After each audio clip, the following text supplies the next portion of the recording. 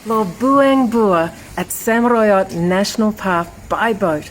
This is Lee from Feastthailand.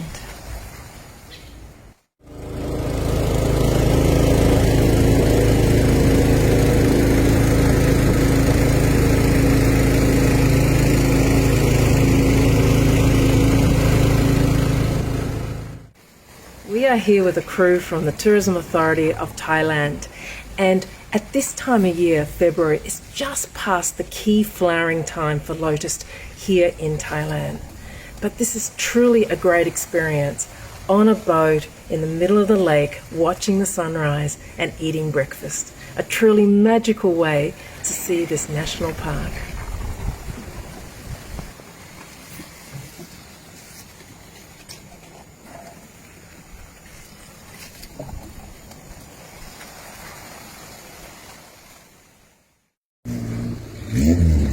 Okay, we're just heading back. We just had some breakfast out on the pond and we're heading back.